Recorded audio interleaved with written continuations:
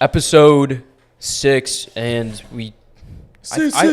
I like starting it off a little bit less clean like that. We're just middle of a conversation. Ben randomly will say, "Hey, it's rolling, guys." Well, he won't even. We have to ask him. He won't even say anything. By the way, are we live?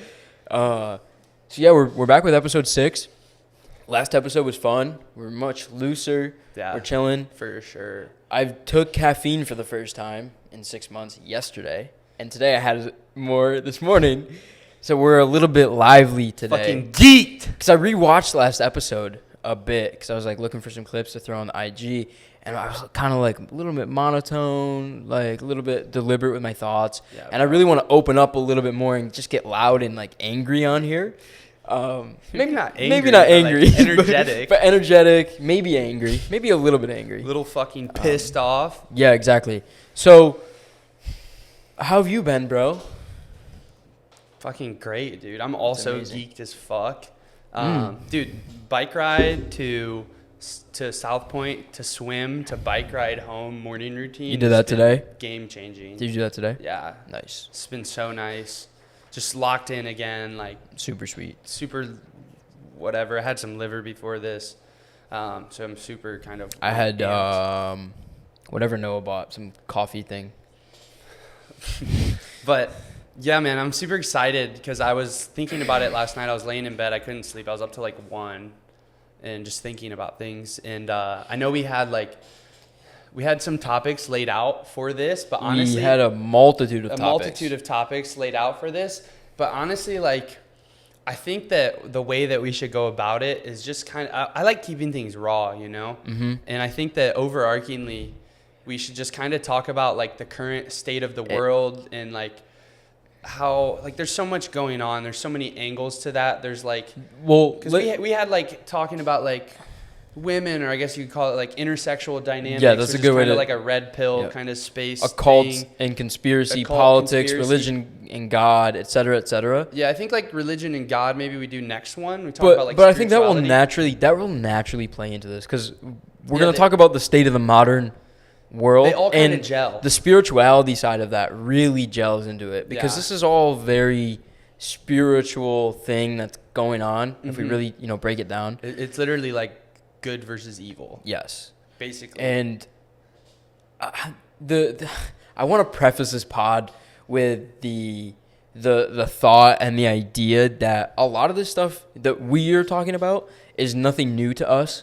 And to us, it's super normal and just accepted and it is what it is. And we almost live in a bubble to a degree. Definitely, because all our friends really think the same way, which is good. I think everyone should live in a bubble if you're 100%. Trying to get to that level. You want to be in a bubble because you don't want those outside negative experiences and thoughts to intrude. But most of the people probably listening to this, if this podcast reaches outside the little sphere that we're kind of in on the internet, on Twitter and Instagram, etc. That's starting to transfer to YouTube and this podcast. If it reaches outside, it's going to reach a lot of people that strongly disagree with us and are, quote, like woke, but not woke in the they're like fake woke. They're like media, mainstream media, etc. Woke. So it's very interesting because I think we're going to trigger a lot of people if they watch this, and I can't wait for that to happen. I think it's going to be great. That's funny. Nick, I can't wait to trigger everybody. But yeah, man, like, I feel like most, like basically everything outside of our bubble or people who share similar beliefs to us, which is a very, very small minority, right? Everything else that the mass majority of people think is just like blatantly completely wrong or half truths. It's like a lie disguised as a truth. Yeah. Right? Where they could think it's absolutely true, but if you really break it down, it's just completely wrong. Yeah. Like if you look at, and it's crazy too because you see it really, and I think that's part of why I've been so apprehensive to get on TikTok too, is because that's why I like Twitter so much, is because the people there kind of get it from the jump. Whereas like you go to some of these other places and it's just like they're so naturally juxtaposed to everything. It's not just that. It's also how the content is consumed on the platforms. the way you consume content on Twitter is you actually have to go and read through things. It's not like a very clickbait soundbite type of platform, such as IG or TikTok or like YouTube, where at the beginning of a video, it's a quick soundbite like clickbait, etc. And if it doesn't catch your attention, then you just scroll past it. So in the way that content is consumed on these platforms, it naturally has to be a little bit dumbed down for it to be made viral enough for people to consume it on IG Reels or TikTok. Yeah, for sure. And I think that being said, and I also want to preface before we jump into this, like this sort of stuff, like you and I both know this, and it's funny how we kind of started when we became friends like a year and a half ago, like started discussing these things. We're just kind of aligned. And you've in your brand, you've very much made it a part of your brand way more than I have. Definitely.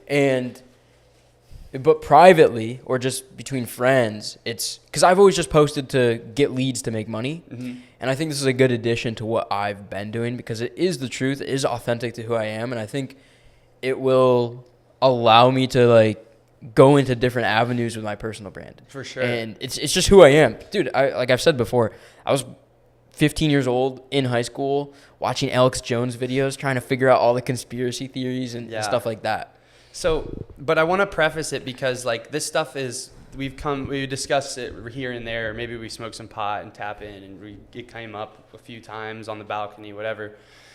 But it's not stuff that consumes us on a day-to-day. It's really, we don't even think about this anymore at all, ever. We looked into it. I think you were really young. For me, it was like college era, and right after I dropped out, started looking into all the like schizo shit and just like really reframing like, wow, that's like probably not what's actually true. And there's definitely going to be some stuff I don't say about my beliefs on this episode of The Associates. Sure? Yeah, we're not going to burn the boats yet. Okay. But like, so I want to preface this by saying it's not stuff that we think about. It's not something that consumes us. And I think if you're listening to this and that you are letting it consume you, unless you're making money off of it, then like you probably shouldn't. I've tweeted about this before. This is a lot of stuff that we're about to talk about when we dive into conspiracies and different things and interdimensional whatever, aliens, stuff like that. That stuff is not, you cannot control. Or even just politics. Yes, or like you cannot the state control of intersexual dynamics or whatever. It may affect you to a degree, but you cannot control it. So you have to go and seek the answer outside of yourself to at least, I wouldn't say outside of yourself, but you have to go and seek the answers that are controllable and the things you can control. Absolutely. So for example, a lot of the stuff, if you look at how the money system works in America, in the world, etc., and how everyone has jobs and the corporatism and 9-to-5s, etc., and you're unhappy with that and how that works, you can change that. The internet allows you in this day and age to change that, and that's something both Logan and I have done. But you should be focused on the solution to your immediate situation. You can't go and focus on what Obama is doing with X, Y, and Z, inflation. Or no, it's not. Or Jeffrey Epstein on the island, etc. You cannot control that. Yeah, but it's good to be aware of. It's good to know, but you can't think about it all the time because then you'll just go insane. You can't be spending energy towards it either because it doesn't affect your life at all. Yeah. So let's jump in like the state of the modern world. And it's so funny, like where do you even start? Like everything is fucked up basically. Like you have, number one, the Fed that is just printing money. Before we get there, let's kind of talk a little bit about there's an awakening. I don't know if I like to describe it as awakening, but there is an awakening almost of people are becoming conscious of the fact that this stuff is going on. And when did that start, and why did it start? I think it's Trump, and it's like that, 2016, like start getting all the drain the swamp sort of rhetoric, and then obviously COVID, and then people are sitting at homes. And social media. Information is readily accessible. And social media is growing and becoming a thing basically from Trump on. And wow, that was 2016. 6 years. I was in high school in 2016. Dang. It was just a completely different world, it felt like. Yeah. And obviously social media was around, But that's 6 years ago. It's 2022 now. Like, I think of Instagram. Instagram came around in the early 2010s. Yeah. 2016, Instagram is like midway through its life. The Wild West. Yeah. And 2022 Instagram is completely different. So it's just interesting how the information was disseminated through the platforms at that time compared to now, and how it's distributed and how people are becoming aware of all this stuff. Like, all these networks are getting faster too. The information is spreading faster than back Attention then. spans are dropping. Attention spans are dropping. Attention spreading faster. So I think it was really those two things were the catalyst, because it's just like as it continues to get worse, you have no choice but to notice it. You know what I mean? Yeah. And so does that? Yeah, I would agree. I also think that I just look at 9/11 as an example. To me, 9/11, it was completely fabricated in my mind. A lot of the backstory and the official story is not correct. But during that time, people just ate it up. Yeah. As a fact. And now you look at the whole lockdown COVID thing, and a vast majority of people do not accept it as truth. People are almost seeing things. It's a very interesting dichotomy of when a similar event happened, similar worldwide event of, oh my God, then it was fully accepted. Now it's, wow, people are questioning it actually. Yeah. Yeah, that's super true. And I agree with you on it. Like, and stuff like that, I always am I just want to put an asterisk on it, and if it did, obviously it's still a tragedy. Like, when we say things like that, yes, of course, not to take anything away from anything that happened. They're victims still, no matter what, right? But I definitely think that our government had some role in that. Absolutely, for sure, 100%. And I don't have sources for you. Source me being a fucking Giga Chad. Just use your brain, bro. Just use your brain. It's just what happened. Yeah, it's just what happened. But so let's talk about the state of the modern world, because you look at it and it's like everything, and I don't even know where you start. I think you start with the fact that it's slavery, but it's disguised as freedom. Yeah, it's truly what it is. I mean, you have the Fed that basically owns the money supply and gets to do whatever they want with it. They print money. They can print as much money as they want, and then you owe them money back for borrowing their money that is just printed out of thin air. It's not actually a thing backed by anything. Yeah. So they are making money on nothing. And you become a slave to the Federal Reserve 100%. By paying the money back. 100%. You need to have ownership of the fiscal supply. And so you have that aspect, which I think translates into then sort of the dichotomy that we see in terms of people that are taking ownership and taking equity of their finances versus, people who, kind of buy this old school narrative of job, mortgage. It doesn't work anymore because they've deflated them, or they've inflated the money. It can work to a degree if you're in a high enough paying job, but that's maybe 1% of people that are in, normal jobs. But the rest of the people can't. But even that, the amount of normal jobs that are even going to exist as tech accelerates and all these things, they're getting smaller and smaller. The blue collar worker, or maybe not blue collar worker, but because trades will never die, but yeah, they're just basically eliminating the middle class on purpose, very, very plain sight. And eliminating the middle class. This isn't the first time in history that something like this has happened. Yeah. Look at the Roman Empire. It's just a broad example that you can compare it to. And that's not the only one. This just happened in every empire throughout history. There's a rise and then a fall. And it's super cliche to say, but you know that meme where it's strong men create good times, good times create weak men create bad times create strong men. Although it's very cliche, it's very, very true. And that's really just a cycle that we're seeing play out in front of us. Modern day America is essentially, to me, Weimar Germany. Okay. In my mind. Yeah. They're very, and so you have the fiscal monetary aspect of it. Printing.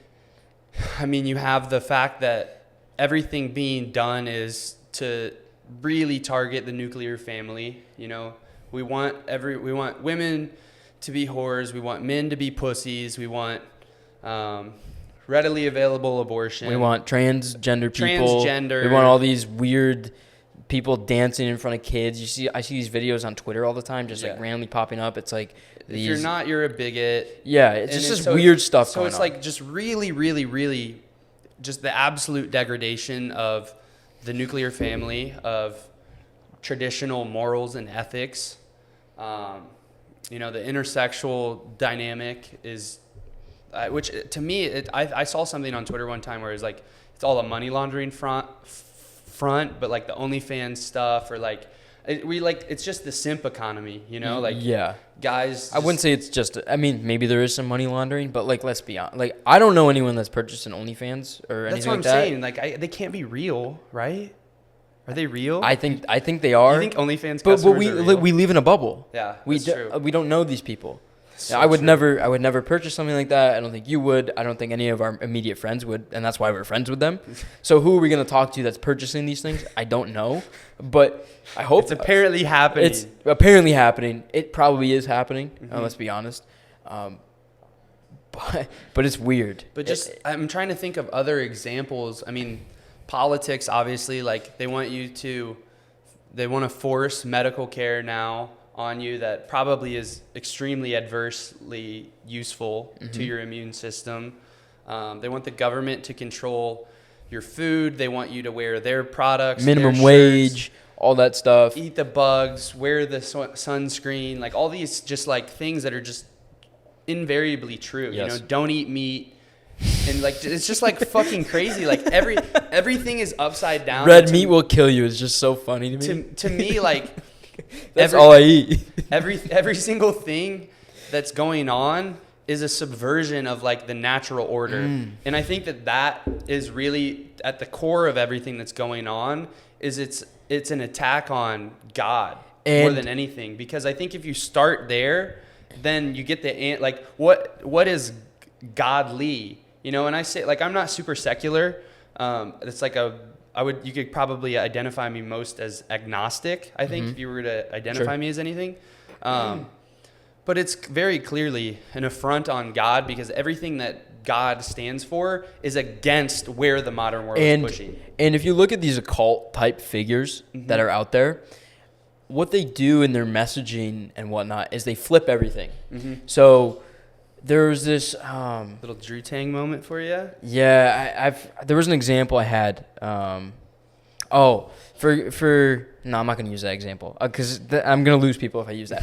But they flip everything. So they, like you said, it's a subversion. It's the opposite. But they try to make it seem like it's the good thing. It's the right thing, and that's where the problem, really I don't know how to fully put it into words without going into the example I want, but that's really where the problem lies, in my opinion, is the normal person in society that's not really looking for it will just eat it up. They will just accept it, and they get fooled very, very easily because it's there and it's the right thing to do, and everyone's saying it's the right thing to do, and marketing is very powerful. Yeah. And propaganda is basically marketing. It's very powerful, and it basically convinces people to accept that subverted version of God, the opposite. And I think and it's really interesting when we talk about like,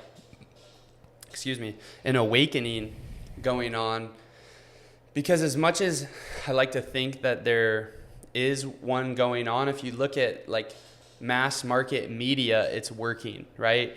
In the media, the way that it works is they basically utilize fear and idolization to continually shift that Overton window, which is basically like what is acceptable. Like if you looked at what's acceptable in 1980 and what is acceptable now, it's drastically different and horribly skewed in a bad direction, because they take fear, you know, like for example, something like COVID, which to me is fucking the flu with a rebrand. It's a complete lie. A sick rebrand. It's a complete lie. Sick, literally. A sick rebrand.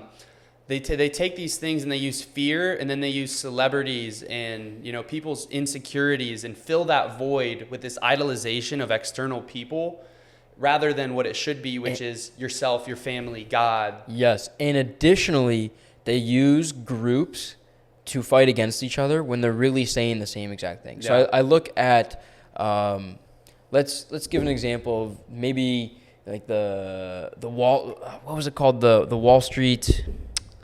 Remember the whole back in like 2012 or like after the 2008 thing? Occupy Wall Street. Occupy Wall Street. Yeah. You look at that group, and then you look at a group of maybe just business owners, for example. Those two opposing groups, right? Because business owners don't really support these people, and these people don't support the business owners. But at the end of the day, they're saying the same exact thing. The government is the problem. They're printing all the money, et cetera, et cetera, et cetera. But the messaging within them and the media's messaging makes them seem like they're two completely different things. Yeah. They've identified the common enemy, but they think it's a different problem, and then they fight amongst each other. And that is truly one of the issues, and why we'll probably never make progress until it gets bad enough or something truly like bad happens like all at once, and it's like, oh, we're completely like taken over. That's when a change will happen, because all these groups are fighting amongst each other. The left versus the right, Republicans versus Democrats, et cetera, et cetera. They all have pretty much the same common enemy, or we want to fix the same thing, but they fight amongst each other because they're told to fight amongst each other, if that makes sense. And that's part of the programming, I think, that you were just mentioning, where we're told one thing, you're told to do, et cetera, and that's part of it. Yeah, there's never a solution. Yeah, it's definitely, like, that's definitely true, and they definitely use division as a tactic to see. Who is they? They, wow. I would say, for the sake of this podcast, I'm going to say they is a group of, shadowy elite, and when I say elite, they're not elite people, but they're very wealthy. They powerful, wealthy control. And powerful. People who sit behind the scenes as shareholders, as equity, which is equity, but shareholders behind these megalo corporations, where if you can control the energy flow and you can harvest energy from the everyday person and direct their attention and direct their consciousness, you can, gain immaterial power and wealth. And so, like, to me, that is like the 6 companies that own all media. Right, and actually looking at the people who own those, who owns media, and who owns the central banks and all the other banks, all the people who have tie, and it's not necessarily always ownership, because the way this stuff works is a lot of times it's like shell corporations or trusts or like these weird. The way it works is they don't own anything on paper, but they control everything. Yes, and that's how I'm setting up all my companies too. I mean, that's what you should do if you truly want to be free from this whatever system we live in. But yes, that's what they do. And so those same people that, own media, they also own, like, there's very small, like, at the end of the day, like 95% of the food that goes out is owned by a couple companies, like 4 to 6 companies, somewhere in that range. And basically you can kind of find that same dilemma for every industry. If you look at who owns all of the oil and all the oil production, because like right now we have a gas problem, right? We've got tons of fucking gas. We don't have a gas problem. We have a manufactured gas problem. We actually have gas. Yeah, like, we have oil. We're good. But it's manufactured to look like it's a problem. Yeah, and so that's another layer in to where it's like the energy crisis, and it's they take all of these things and portray it in a way where it is just a subversion, and across the checklist, every single one of those things is fucked up. And then even you'll see, like, maybe people who have antithetical or share some beliefs with me, but then like others, it's like, the saltwater fascist shares some degree of beliefs with like the art ho liberal college student girl, like we tend to get along well because we both hate the government, right? But then they think there's just varying solutions there. And so I think they pepper in these little half-truths, like you said. Well, for example, I think the abortion thing that has been going on is a great example. We don't want the government to be involved in making certain decisions, right? Mm-hmm. But we also want to protect the lives of, like, unborn kids, right? To me, on the abortion thing, if you're about to have a kid and you're like, it's not born yet, it's like, I'm going to kill it. Like, that's a problem. Like, having a kid and saying I don't want it. Yeah, exactly. But then they're saying something very similar in regards to, oh, well, you can't tell me what to do with my body. And it's like, all right, like there's such a dichotomy. It's very hard to unwind right here when we're sitting across from each other on a podcast when we have a limited amount of time.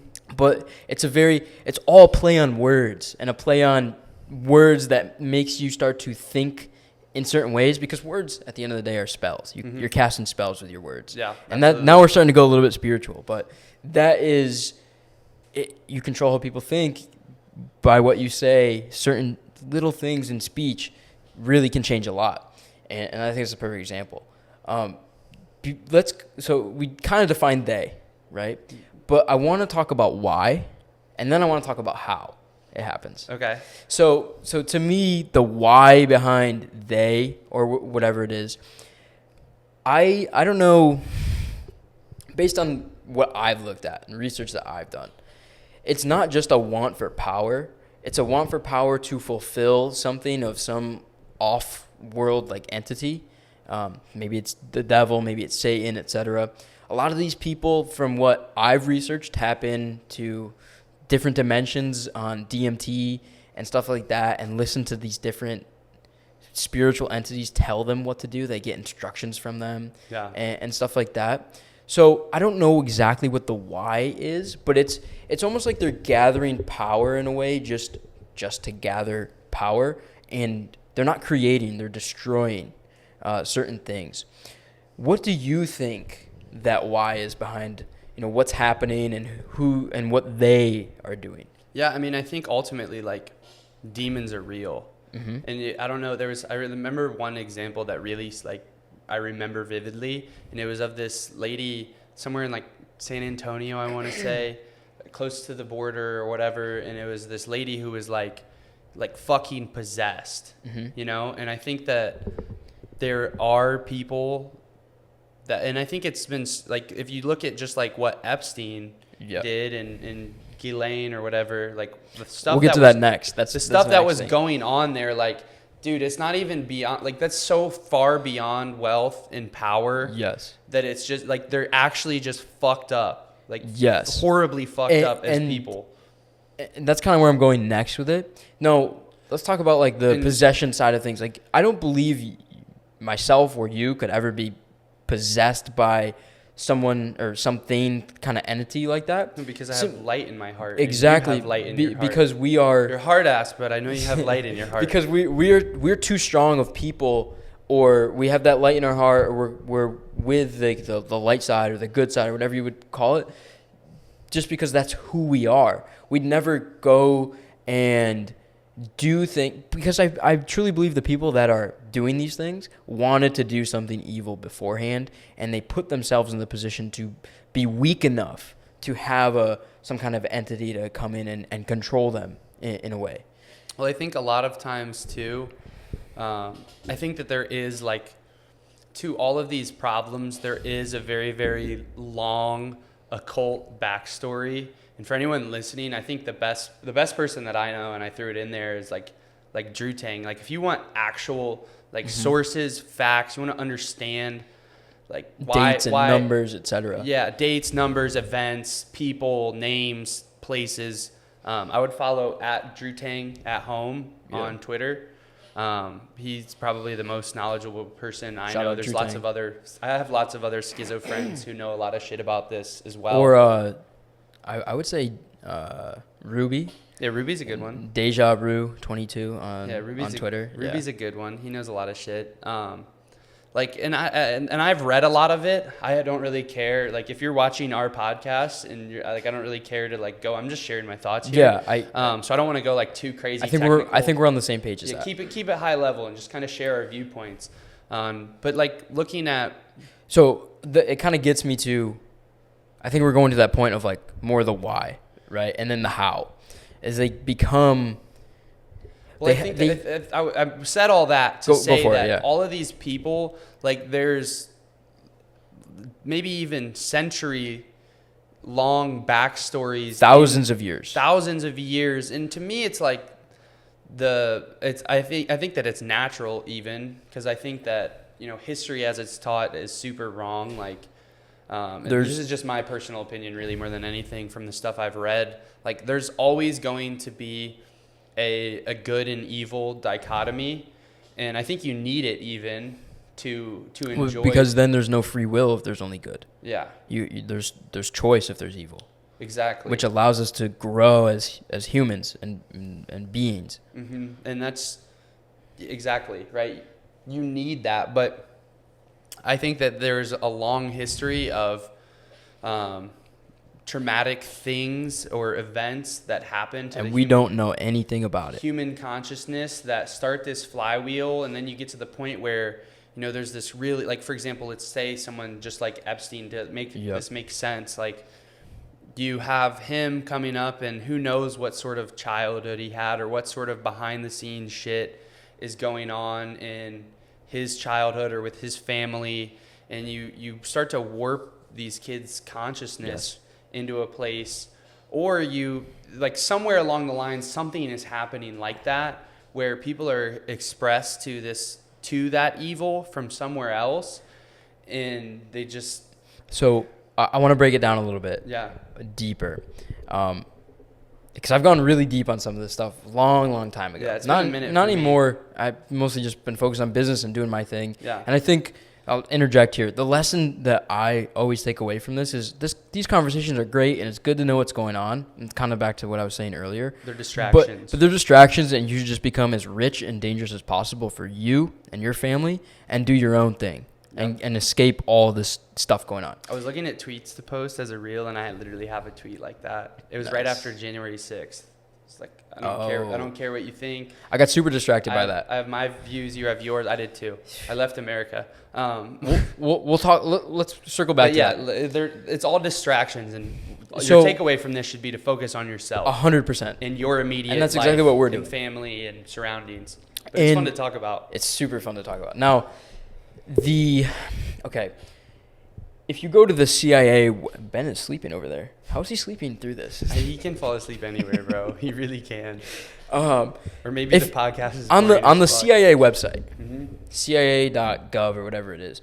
There is a document written by this one writer, forgot his name, but it's the 13 Bloodlines of the Illuminati on the CIA website, right? And it details pretty much all the different families and how and I'm not saying this is right or wrong, but I'm saying it coincides with a lot of different things, and how they were basically, still around thousands and thousands of years ago in Babylon, right? It's the same exact families that ran things then, run things now. It just looks a lot different, just because it's the modern world versus then, thousands of years ago. Maybe the names are slightly different or whatever, but it's the same bloodlines, the same type of people that are in power, the same ancestors that ruled then, rule now, to a degree.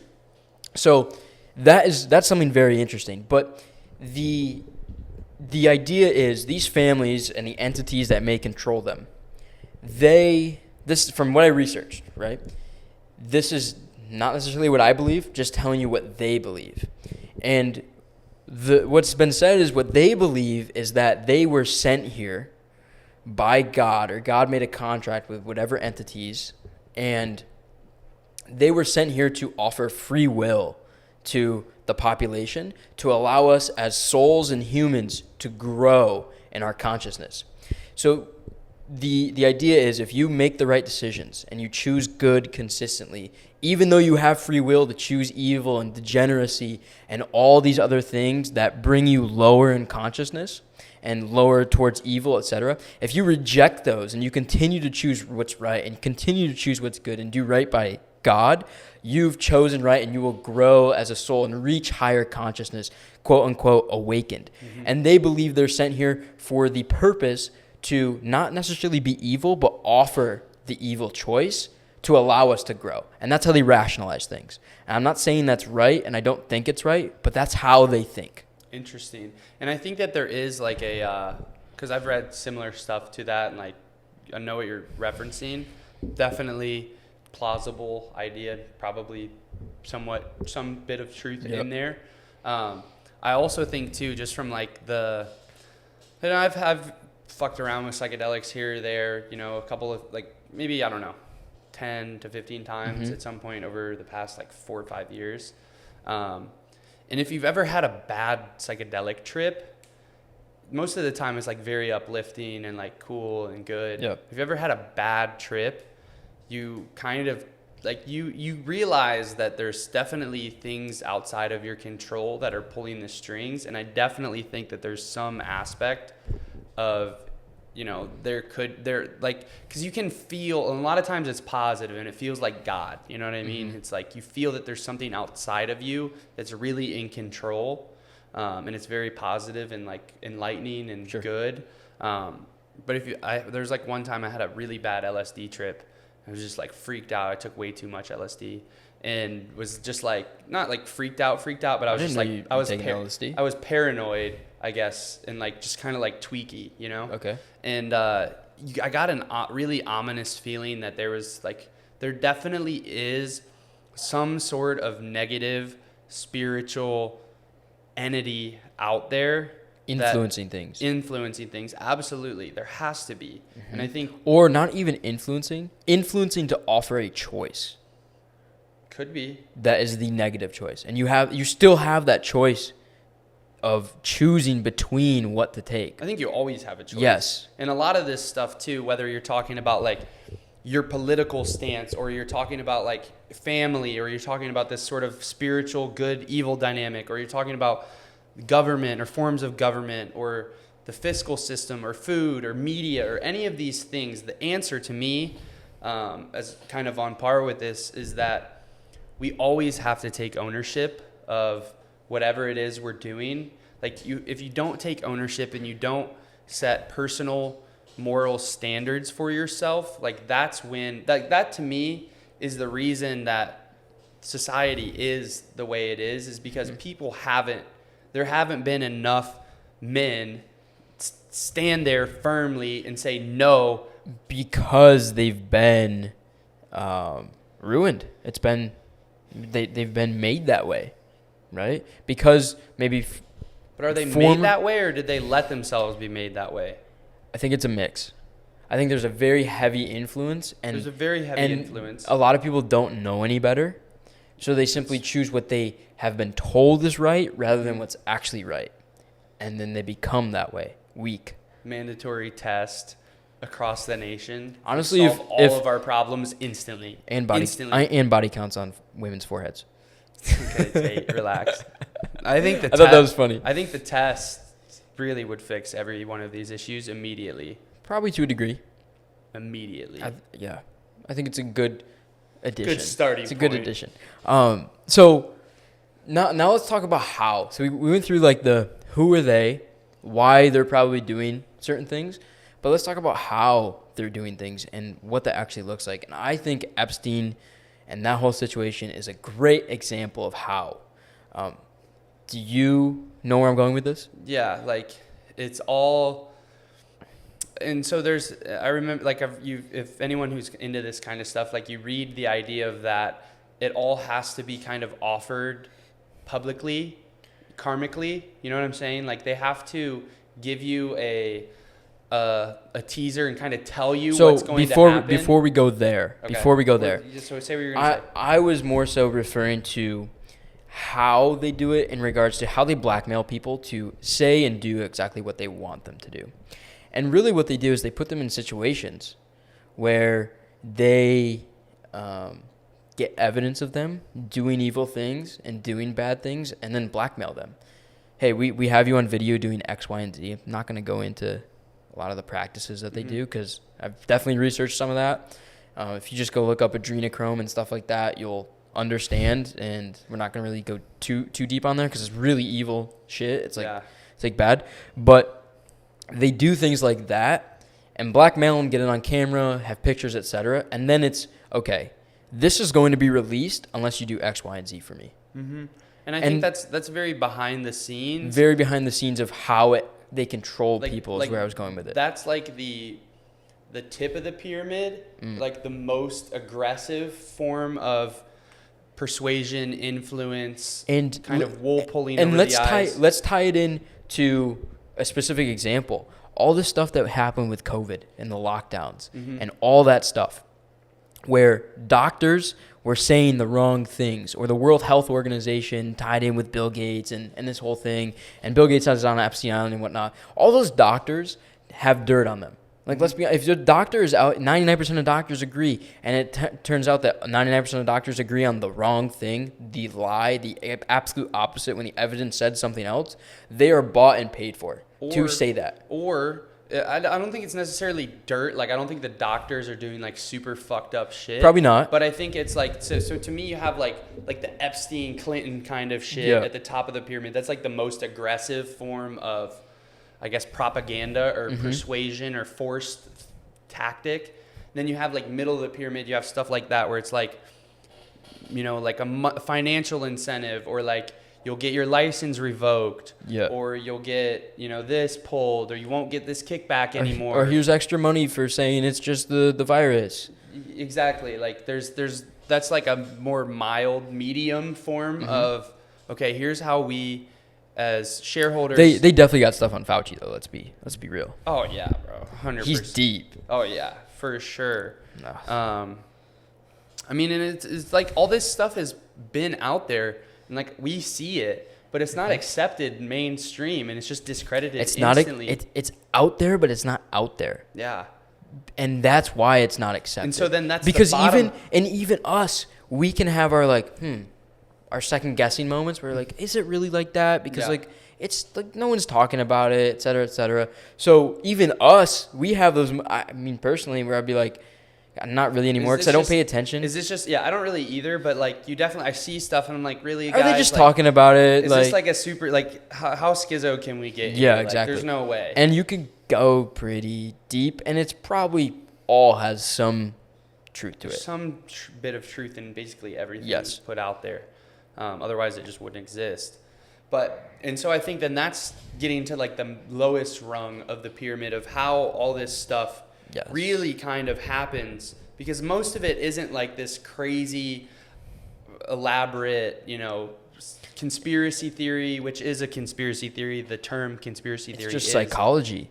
But most of it isn't like this crazy like Epstein shit. That's not what happens. Is most of it is just the everyday person they can consistently are misdirected, consistently distracted, consistently repeated the same information. They have, you know, subtle, low-grade drug addiction, chronic drug addiction via alcohol, weed, caffeine, the food that they eat. Just different prescription drugs. SSRIs, like all this shit. I think it's something like 70% of women over 18 are on some kind of SSRI or some type of medicine. Don't quote me on those statistics, but I read that the other day, something along those lines. That's incredible. It's super fucked. But so that, like, most of it is that kind of shit. It's distraction. Yeah. It's misdirection. It's have you ever seen the movie The Prestige? No. It's magician. They're magic tricks. They're pulling strings. It's spelling, like I said earlier. They're putting people under spells. And I think a big piece of it, too, is that last piece I was saying, the drugs or the food they're eating or the lifestyle that they're living that clouds their consciousness from being able to think clearly. And because if you don't feel good about who you are, and you don't feel sound in who you are, and you feel healthy and you feel happy, and everything, your hormones are working properly, your brain is working properly, you're not able to really look at these things with a clear view. And so you're going to be more susceptible to this propaganda that's being uttered every single day, basically. Yes. Repeated constantly. And then they show you what they're going to do. Through movies, through TV shows, through little glimpses of different things here and there. But they won't actually tell you. And what they do is they kind of show you a little bit, right? To relieve themselves from the karmic bond or... Karmic debt. Karmic debt, that's what it is. They relieve themselves from the karmic debt of doing something evil by telling you it's going to happen beforehand. Yeah, it's super funny, too. I saw a really funny meme about Captain America New World Order that's apparently dropping in 2024, and it was like... It was the fat soy Jack, and was like, oh my God, look at what's happening. They're going to enslave us. And it's like, but it was in real life. Yeah, I don't know. It's just funny. Predictive programming. Yes, predictive programming. Yeah. That's it made me laugh. The technical term for it. I want to revisit spelling a little bit. And this is some very interesting topic to me, is the way we use our words. Mm-hmm. And you and I, we write a lot. We write for clients on my end. We write for our personal brands. We just write things, copywriting, etc., to get people to buy. And spelling in a way that can help people. But spelling or how we speak is really, you can be a magician to a degree because you can influence people with your words. And with you cast out energy when you do these certain things. And I think, really good example of this, if anyone knows Solbra, and he mentions this all the time, and it's something that I've gotten better at, I know you mention it too, is instead of saying something like, man, that's so sick, wow, that's really cool, and instead of using the negative connotation of something that's majorly accepted by society, we use the positive connotation to put better energy out into the universe and better energy towards an outcome and a certain thing. For example, I have to go to school. I have to go to work. I have to do this. Instead of, I get to do this. I get to work with my clients. Instead of, I have to do this stuff for my clients. I get to do it for my clients. I don't need permission from anyone. I have built myself into someone that gets to do something with the freedom of not having to go to a job, right? I don't have to do it, right? Because I used to have to go to a job so I could live. Now I get to do these certain things because there's no longer a have there. And I think using these positive connotations. You can still reframe it to. Yes. If you, for example, have a job and you're working, like you could still frame it as I get to go do this because it's the next stepping stone for me to get to where I want to go. Yes, and you have to look at it as some people don't have the opportunity to go to that job, so you get to do it. Yeah. And you've put yourself in a position to have this positive experience. And I know we're going a little bit there's a little more mindset stuff, and it sounds probably a little bit like hippie to a degree. But as an entrepreneur and a business owner, etc., this stuff is needed to really start thinking bigger and having a bigger picture. And I think that's how this episode starts to tie into a lot of our last episodes and who we are as people and our personal brands. We've talked a bunch about conspiracy theories in this and all that different Politics stuff. Politics or government. Right. But at the end of the day, the reason I'm building internet businesses and trying to invest my money the certain way I'm doing it and acquire assets, et cetera, is because I'm aware of all of this stuff going on in the world, and I want to be removed from it and not affected by it at all. It's the only way out. And I'm building myself that way. And that's where I think it's important to be aware of it, but not controlled by it, not consumed by it. And the way you speak has a massive effect, and the way you write, etc., has a massive effect on how those things can affect you. Because if you're aware of how other people influence you, how the media influences you, how politics, etc., all influence you, you can pick up on those nuances and then understand them, be aware of them, and then remove them because they are bad influences and focus on the positive that's actually going to get you to the next level. Absolutely. And this is all some self-improvement stuff, all that stuff, and I think a lot of people will think it's corny. But this is really I don't think anyone thinks it's corny. Maybe not. But at the very... And if they do, fuck them. Facts. Get off our episode. Stop watching. No, thank you for watching.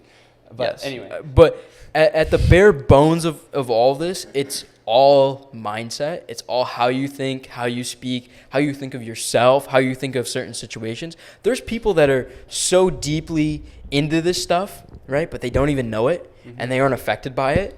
Like, they're so deeply into negative stuff, I'll say, for example. And you use your friend that used to eat, like, KFC and McDonald's before football games. But he thought it affected him in a positive manner, and he was super, super good. And it didn't really affect him negatively because his brain was wired to think of it as positive and how he thought. And mindset is super, super important in that regard.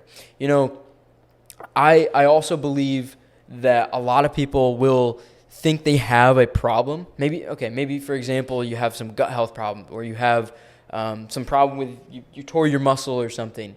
And if you know everything about the situation, you're super, super consciously aware of it, and you're just thinking about it all the time, and you're giving negative energy, or you're just giving energy in general to that negative situation, and it's a very negative emotion, and then you think about it, and it gets worse because you're thinking about it all the time. Yep. And there's something to be said for just ignoring certain things, or they're just being ignorant to situations, and just going through life with the mission as the sole focus, and the negative things don't affect you just because you don't even see them, right? Yeah. And it's almost like what we do. We know they're there, but on a day-to-day, I don't think about this stuff at all, ever. At all. Not once. At all. And there's two things that you That was a tangent. brought up but I think it's great though, in like transitioning, kind of the stuff that we're talking, because like most people listening probably have some level of exposure to, maybe how they think politics should work, or how government should work, or how, how men and women should interact with each other, or, any of these different things that we're kind of encompassing. But you mentioned there's two things that I want to touch on, because number one, like in terms of the beliefs in changing your thoughts, like I think again, the takeaway from looking into all this stuff and understanding it and being aware of it, that's the thing, is to be aware of it, and then let that awareness shape your mindset so that you see what's going on, and you're a realist and you're preparing for the future. Because the first thing I'm going to say is, I don't think us or a lot of the people that we associate with I don't think we'd have as much ambition if things were like they were correct in 1980. Because that's there where was a prosperous future without all this ambition. Yeah, and that's where the negative side of things is necessary, because it drives us to go and get things. It drives us to improve and become who like we're supposed to be. And maybe there is some truth to the fact that, these entities or whatever, these families were sent here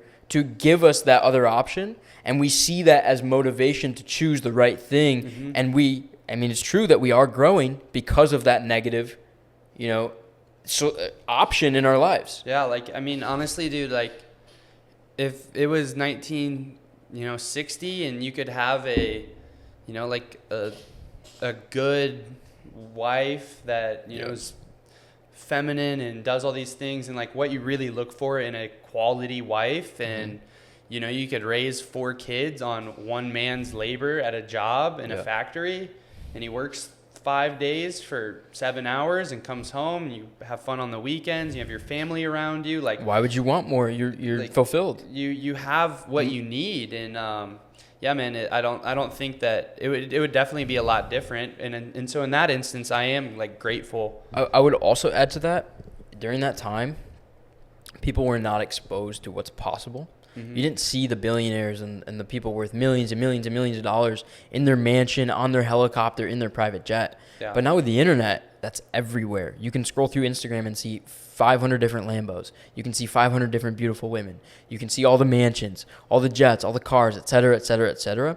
You weren't really exposed to it. You would see maybe stories in the newspaper about some billionaire or something on TV really quick, but you weren't exposed to it quickly. I can go on my computer right now, or my phone, which is a computer, and look up anything and really be exposed to any different lifestyle just through the internet. And I think that's a huge difference as well, that people weren't aware of it. Imagine... Because I look at it, my dad, for example. I was just going to bring up my dad, too. He didn't have the internet, right? But he was very business savvy. He had a landscaping business, and he had his job. Very hard worker. Right. My dad was exactly. We have a very similar background. Exactly. But the information in regards to real estate, or the information in regards to how to build an internet business, it wasn't a thing. It wasn't there. You could not. It just like it was a secret, and now the information is here where anyone can really go and create that stuff and have that different life. It's very interesting. So I think maybe it is both, right? Maybe in the 1960s, if you had the internet, maybe there'd be some more people. But I think the negative influence plus the internet makes people like us more abundant, because we see the negative influences, and then we see the opportunity that the internet is. It's not all hopeless, because we actually have a way out. And you start to change your frame with all of these things, and then segueing into your second point, where it's like thoughts and beliefs. Like, you really have to change the frequency that you operate from and raise your energy and get into a more positive and reframe all of these things, because that's ultimately how good things will happen, is by people seeing this, becoming aware to it, and not becoming somber, or not, scrolling Instagram, seeing these lifestyles and, getting upset, or seeing that, they don't have that, and dwelling on these negative things, because you can't fix problems with negativity, right? You have to, like you said earlier, you can't destroy things. You have to create things. Mm-hmm. And you have to take that burden of ownership and kind of raise your frequency. And you ever see that chart where it's like the consciousness chart? Yeah. And you almost use the negative emotions to push yourself up in frequency. So, for example, the situation I was talking about on last podcast, I'm not going to mention it yet, right? But that made me very angry. Mm-hmm. Maybe a little bit sad, maybe just a little bit confused, etc., which are very low. Ooh, hit the mic. Oh. Italian, Italian talking hands. Yeah.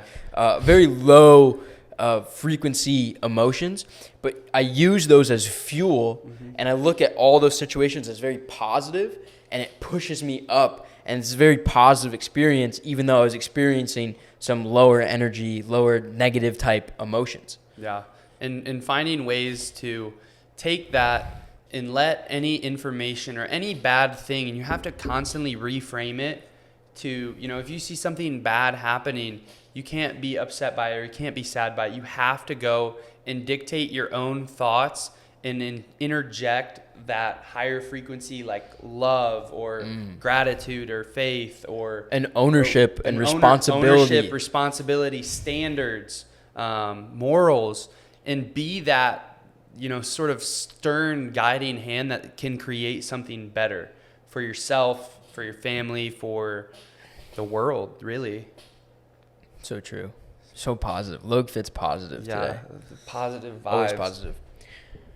That's amazing. This has been a good podcast so far. Yeah, I think I love this. What is our timing? Yeah, we can keep going. We got plenty of time. Nothing but time. We got nothing but time. We set aside a bunch. Time. I have some stuff to do, but we're good. We're good to keep going. So I want to touch on, we had a topic up there, which is women and intersexual dynamics. And obviously us as men have a different viewpoint than women, because that's just how it works. Yeah. I'd hope so. We're different. We're just different. So what about, like, you mentioned men and women. What about, like, non-binary? Okay, come on. What if you identify as neither of those? I hope all your followers see this and think you're being true. Think you're being, believe that. Believe what? That you believe in non-binary individuals? Yeah, we're all on somewhere on the spectrum.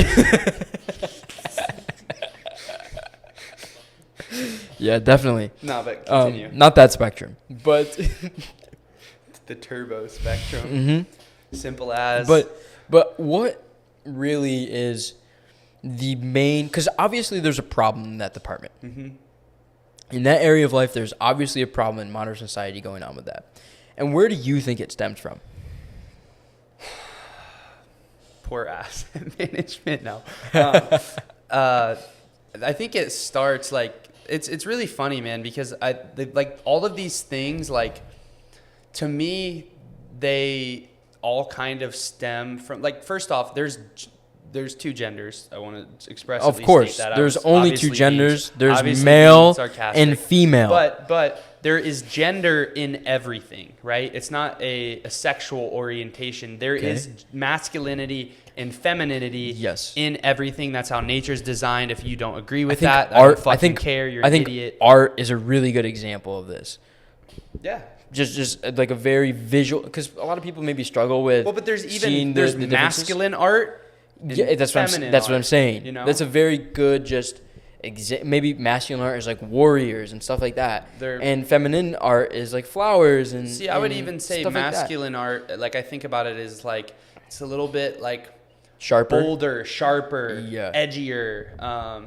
And there's obviously, it can cross over back and forth. But the point of this is that there's masculinity and femininity in everything, right? And so I think that it obviously gets talked about, the Twitter space is basically a combination of red pill pickup artist Twitter combined with people talking about internet marketing mixed with people talking about like fitness and esoteric. And we're kind of all caught up in there. We're kind of and just like I'm especially kind of blended in all of it. Yeah, and I think I'm becoming that way a little bit more. You're getting there. It's more like self-improvement to a degree at the very base level. The very base level, and so you see all, like, obviously the mainstream media and the way that politics are run and the way the government functions and like just all of these systems in society, it's a overly feminine order.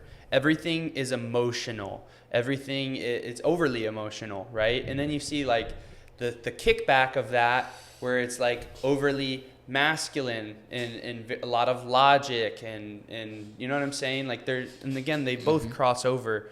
And I think that the biggest problem in all of it to say that is that number one, it's just we have a feminized order of society. Okay. Men are feminized now. And women are masculinized. It's inverted, right? And so like exactly. People think that, I don't know, like I guess some people probably disagree with that, but like yeah, man, I think that overall men don't have any standards like as a general concept. Standards I think it's men's fault. Like there's a lot of guys who obviously I disagree with the way that the mainstream order is run, right? I think it's overly feminine.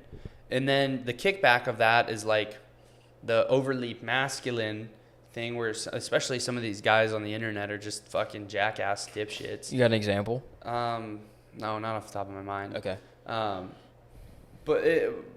Which obviously like, but if you look at, so I'll give you an example that'll make it make sense. Like obviously I like Tate. Like Tate's dope. I think it's so cool that he's come from blew up the Twitter space and just took over the fucking world, right?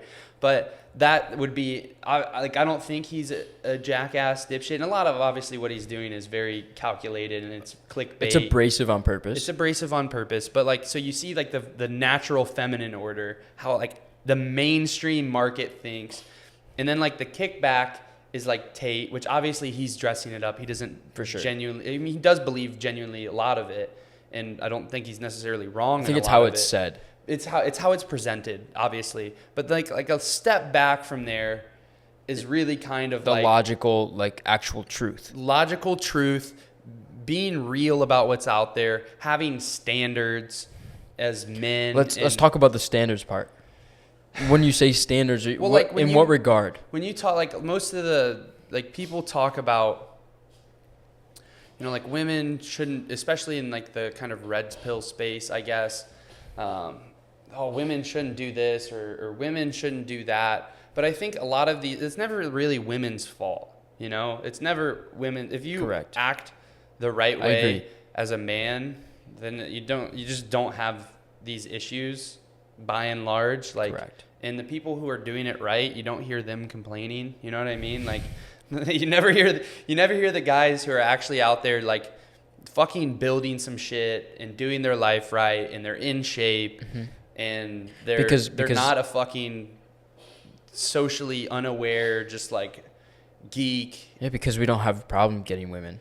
Well, but it's also too, and it's not just that, because getting women is not the imperative goal. That's a very boyish sort of goal, right? Like the way you were describing it, it sounded that way. Yeah, but that's another layer to it too, and it's also being able to sort of overcome the degeneracy of, like, for example, like the kickback, like the mainstream order right now is like, hey, OnlyFans, sex work is good, right? Yeah. Which that's obviously fucking retarded. Disgusting. Right? And then the kickback of that is, okay, women should be chained up in the house and never go outside. And it's like, he gave you a look. No, I'm just messing. But like, obviously that's extreme. Of course, that's too like, extreme. So the answer then is you eliminate the problem completely if men set a standard and do what they're actually supposed to do. And first, it's a standard for yourself first. Yeah. We set standards for ourselves. We get up, We make sure we're clean. That's the first thing. I can't believe how many people out here are not hygienic. Come on, bro. We could do a whole podcast about dusty ass jits out here. Come on, man. Just clean yourself. Just take a shower. Just clip your nails. Like, brush your teeth, man. Maybe mix in some deodorant, my friend. Simple. Okay, great. Now you just go and you lift 5 times a week.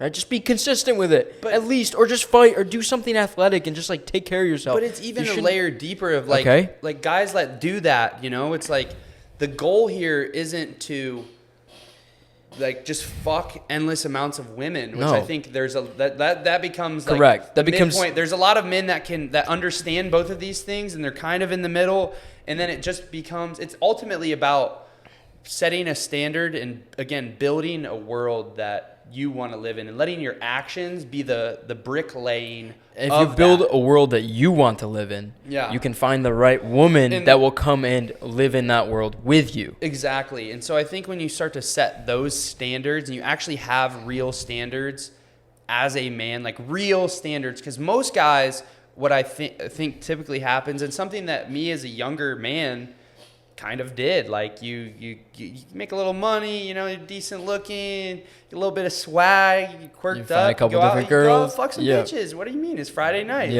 That's what happens, and it's even that to me is low standards, because that's not the goalpost. And that's it. Well, okay, I think there's two levels. I think there's two levels to it. We're going to the higher level, right? Yeah. I think at the very basic level, there's a problem in, okay, what's the average guy look like in society right now? Not good.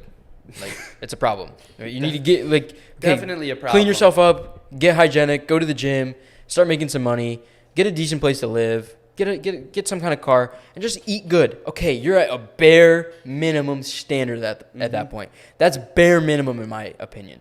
Then you can start building yourself into something a lot more. You built a cool business. You have X, Y, and Z. You're doing certain things in society. You're that awesome like wakeboarding guy, some kind of sport, et cetera, et cetera. You have real hobbies. Then you become more, right? But you need to get that base level first. And a lot of people aren't even at that bare minimum. Yeah. And that's why they're having problems. And then it becomes, okay, you're at this baseline standard. And before I keep going, I think this might be not a problem, but a thing that we have where we're obsessive with continuing to grow and get the best thing, right? We want the best woman in our lives for us, and of course, but the average guy doesn't deal with these problems. The average guy just will be like, okay, this makes sense. This is good for me. Cool. Our brain is just, it almost becomes stressful sometimes because our brain is always going and we just want the next best thing and we just want more and we just want, you know what I mean? Mm-hmm. And it becomes stressful to a degree because we're never satisfied, if that makes sense. Dude, I understand. Like, I feel that spiritually. It's very interesting. Like, I know I have even friends probably who are like, just like chill out, bro. Or like they're in relationships that they're happy with. Mm-hmm.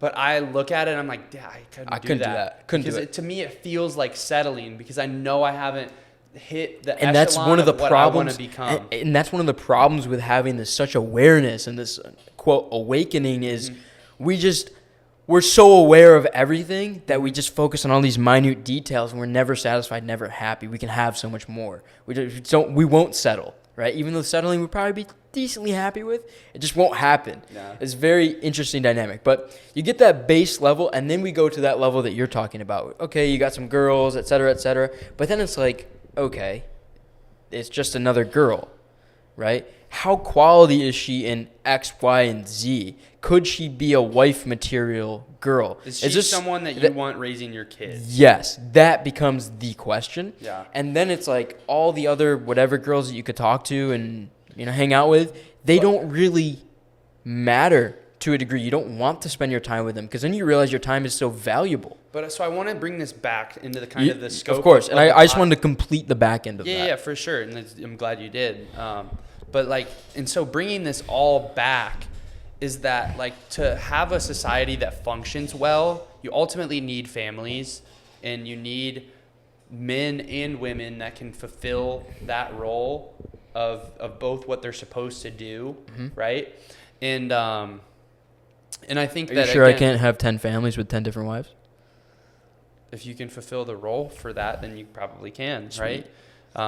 Thank you. Like men are probably naturally more inclined for something like that. Mm-hmm. That's part of their nature, right? I don't think it's ideal though. I agree. Definitely, It's probably not ideal like, for the society at large. it's cool to meme about when you're a 23-year-old fucking horny guy, but like, like at the end of the day, like, do you want your kids to actually be quality? Because I probably do. I'm glad, absolutely. I'm glad my dad didn't have Yeah, of course. 57 kids. But who knows? Maybe make some more money. We'll see what happens, you know? But so I bring this all back to say is that no matter what, you know, when you're talking about kind of the and honestly, like some of the ideas that, like, for example, Tate brings up, like the women driving the car example is just funny and stupid. But like even that, like I don't even think that, you know, should like women in politics maybe, like Do I want a woman president? I mean, I don't have anything against a woman, but I don't think a woman as a president doesn't really make sense for our country. I just think they're more emotional and they're not as staunch. Exactly. I don't know. But and I also think the same in business. Yeah, I mean, would I put a woman as the CEO of my company? I probably wouldn't.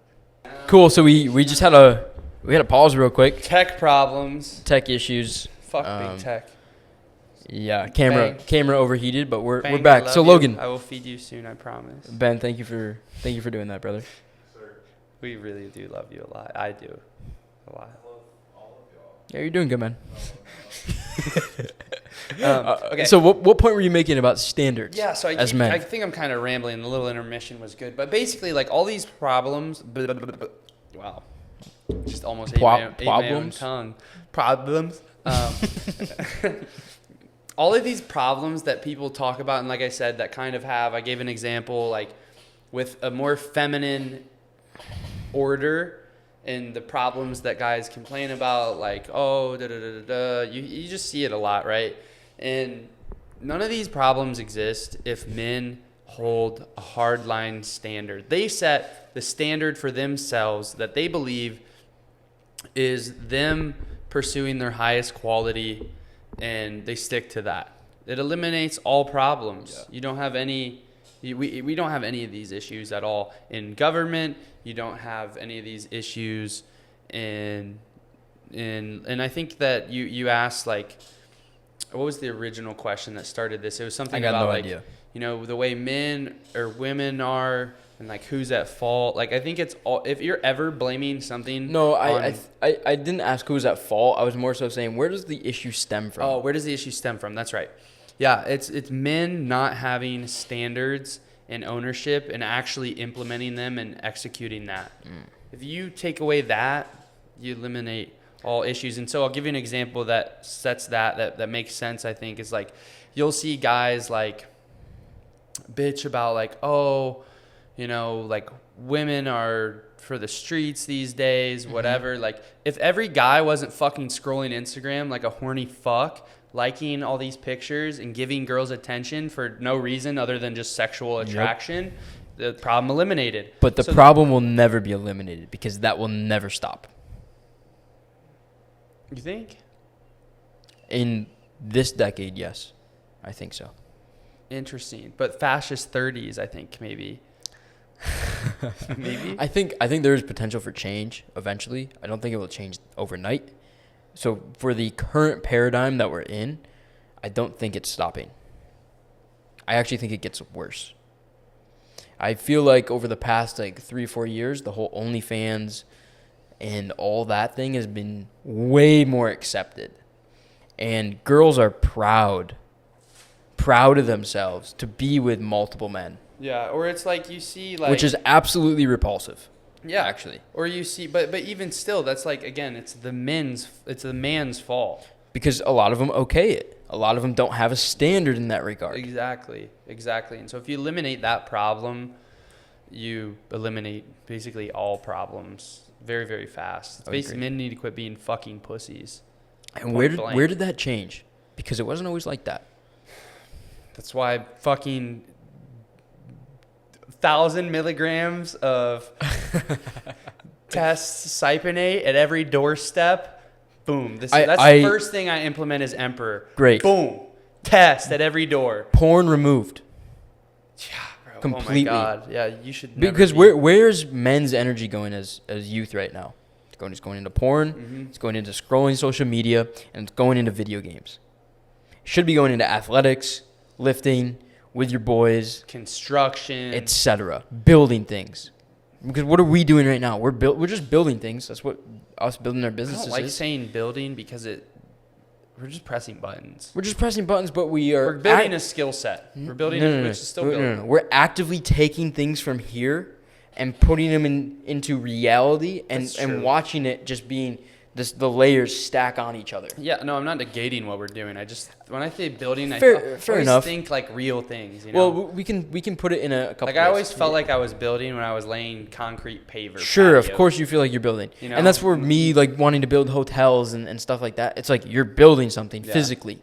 But I would also say like building a brand and building things like that. Definitely. There's definitely some building creative a brand, aspect. building a skill set. So I think it comes back to that. It's like if we wanted to fix it right now, men have to set a standard. And how does it get forced to be? Because they'll never consciously choose to do it. They have to be forced to do it. No, to a degree. The pain has to get rough enough for them to hate themselves. But it won't get that way because now, especially with VR coming and like all this shit, like Uber Eats. And then they don't know any better. You can eat without struggle. You can get entertainment without struggle. Yeah. You can fucking come without struggle. Right? Mm-hmm. Like it's all readily available. And so yeah, the pain's got to really intensify. I don't know. Maybe some people are, but I think everything that we're saying is not just applicable to intersexual dynamics, but it's the same thing with politics. It's the same thing with all this conspiracy stuff. It's the same thing with government. It's all the same problem. It's all the same problem, and it all stems back to doing the hard things and becoming something better and having a standard and living up to that like every single day. Yeah. Period. So true. Mic drop. Yeah. So to wrap that part of it up, it all stems from the same problem, and then it manifests in these different areas of life. Mm-hmm. So we talk about the intersexual dynamics or these guys that are teaching guys like how to get girls, et cetera, et cetera. That doesn't solve. You always have to go and solve the root problem, right? You can't put a guy on the street that goes and like picks up girls and whatever and have him be successful in 20, 30 years because he's still that guy that probably just plays video games all day and doesn't do the hard thing, right? So he doesn't become anything in life, and he's not worth anything in regards to being a valuable individual. Like there's always that meme of I'm a high value man, and there's some truth to it, right? But it is about being a valuable individual with standards. Mm-hmm. And if those standards are expressed, it solves all your issues in terms of intersexual dynamics with women, the conspiracy stuff, the politics, all these other things in life that could be problems or just different areas of life that these problems could manifest in. It gets solved by having standards and acting out on those standards and then creating that reality for yourself. Yep. And that if you do that, like that is what I wish that at least everybody listening or everyone, because I have, what would probably be classified as somewhat, I guess, radical beliefs or extreme beliefs. And that's why I said we're in a bubble. I don't think they think they're just normal. Everyone around us does not think they're radical. Yeah. I'll tell you that. Anyone listening to this that disagrees with us, all of our friends are in complete agreement with us. Well, yeah, but it's basically anyone that's not that has gone and built something for themselves and done something and has those standards and readily enforces it. And I don't think any of us are perfect, by the way, with any of this stuff, but we can speak from it. Maybe not on some of it. We're still figuring things out. Fucking basement dwellers, but like speaking from our own experience of what worked and what didn't, I guess, in relationship to all of this stuff. And yeah, man, just like you gotta go and I don't even know what the fuck I was trying to say, to be honest. I'm getting hungry too. It sounds like you're gonna give some advice. Give some advice. I'm never giving advice, but when we say you, we were just talking about ourselves. I'm projecting ideas outward at the general population. I'm speaking to our two good girls on the couch right here watching. There's actually just our sales guy and video guy. And friends. Yeah. Noah just always wants to know he's our friend. First and foremost. But yeah, man, it eliminates all the problems and it fixes everything up front if you just go and all that Epstein Island, Corona, whatever stuff. Exist. You just be aware of it, understand it, and then you set the standard for yourself, and it fixes all that. You know, if you set the standard for yourself and you become that guy, you just private jet around. You don't have to worry about the airline mask thing, whatever going on, because you set the standard, right? And me experiencing that stuff, then I really got the full picture of what's needed to, where do I need to go to have that freedom to go and do whatever I want. But you don't even have like the airline mask problem if every guy does this. Exactly. Because it never becomes a mainstream issue. But what I'm saying is not every guy is going to do this. So you still just have to set the standard for yourself and go do you. Because it'll never be fixed in our current paradigm, our current reality. The wheel will turn. We should talk about empire will burn. This stuff is great because we start to go like I'm excited. You're making jokes over here. That's not a joke. I don't know. It sounds like you're trying to make a joke. The wheel will turn. The empire will burn. Fair enough. It's true. Noah's laughing. But this goes more into the spiritual stuff, and I think Joe Dispenza is a really good example of this. I start to talk about paradigms and realities and how we live on current timelines, and the truth is you can choose what reality you want to be in. You can choose the paradigm you want to live in, right? The people that are born rich, go look at the Saudi oil kids or whatever. They don't understand any of these problems. They grow up in their rich families and they don't experience any of this, and they just have their supercars and their private jets and their big mansions, and that is what it is. There's no outside. They don't get it, right? And us, we understand these problems and we set these standards. Their standard was already set by their parents just by acting that way. And I think the huge problem is, you and I had really good examples growing up with our parents. And the previous generations, or not previous generations, but the current generation, a lot of them don't have those good examples. And their standard is they don't have a standard, right? And that does create the problem. But then once you become aware of it, you can choose the paradigm. You can choose the reality you want to live in. And it starts to become very spiritual in nature. So it's not just acting out a certain way or a certain thing that you want. It's also the belief and all those certain things. Yeah, I'm a huge proponent of all. I love Joe Dispenza. I've talked about it pretty frequently. Like, also big fan of Neville Goddard. Yep. If you're familiar with him. I've spoken about both of them a lot, like on my socials, just my content, whatever. But yeah, man, I mean, I think at the end of the day, like, you have to, like, no matter what, your life is always going to start to reflect what you think that, like, what you really think you are. Your life's always going to reflect that. And so if you think that you're just powerless, then you're going to be powerless. And if you think that, the political situation is condemning you, and even if I think it's bullshit, it's all fucking retarded as hell. And the way that everything basically works is pretty stupid and bloated and just idiotic. And on that note of powerless, I really want to touch on that because it ties in with the entire message of this podcast. Yeah. If you're paying attention to what's going on and you feel powerless because of Epstein Island, because a certain amount of people run the world, you're going to believe that you're not going to be able to go and achieve your business goals, go and get the beautiful girl, go and get the mansion, etc.